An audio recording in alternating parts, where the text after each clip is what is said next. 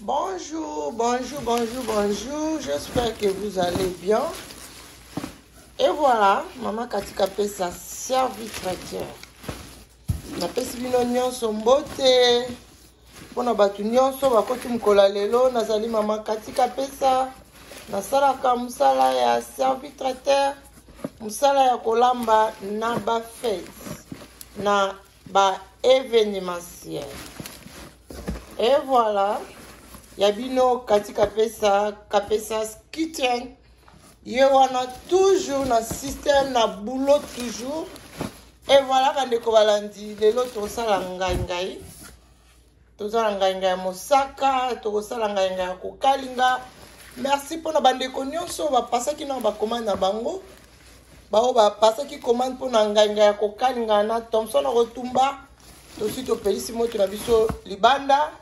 Tozo lukato tumba ba Thompson na biso. Et voilà Thompson na biso eza déjà wana. Nazo tumba Thompson et puis nazo ça la bino ngai ndenge bosengaki. Donc toza wana toujours pour na sepelisa ba ya biso ba sepela.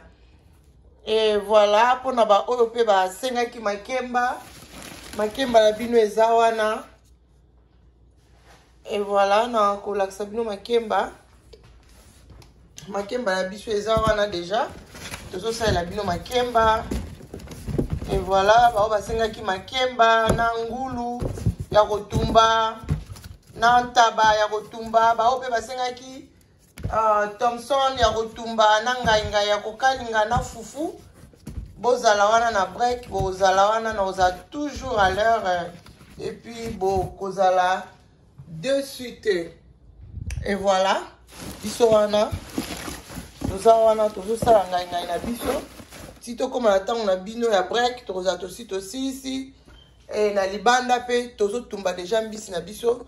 Na kochela bino bilili po mona ke servi traiteur kapesa kitchen aza toujours ready pour na ko sepesa toujours bare ba sepela. Bon appétit na bino nyonso.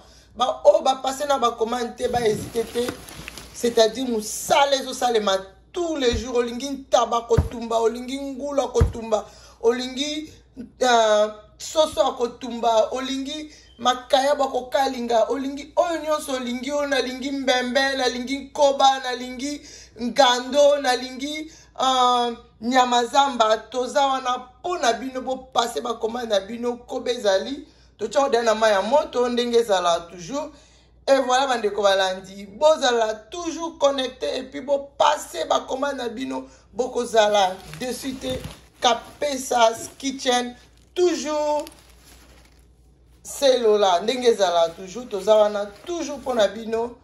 Et voilà bo passer ba commande na bino boko zala de suite ya bino mama katika pesa servi traiteur alingi bino mingi olingi ntaba otumba tozo bima libanda toko sala ngo ana tanda to bongisa nanu ngai na biso pona ba o basengaki ngai ya kokalinga na Thompson na kotumba na fufu eza wana ready kwanga pe ezali makembe ezali olingi onyo olingi ana tanda tozo bongisa bino vraiment menu na biso vraiment lolenge moko ya malamu bozala wana bozala osepela tant to bois ki la bino menu ba prix na biso ezali vraiment abordable. Yo za posa na biso ko hésiter te contacter biso et puis o solo na biso moko to yebisa yo commerce ke biloko na biso ndenge nini ba prix nango ezali en attendant to tiela bino menu toza na pona bino. Je vous aime tous, bisous, bye bye, à suivre.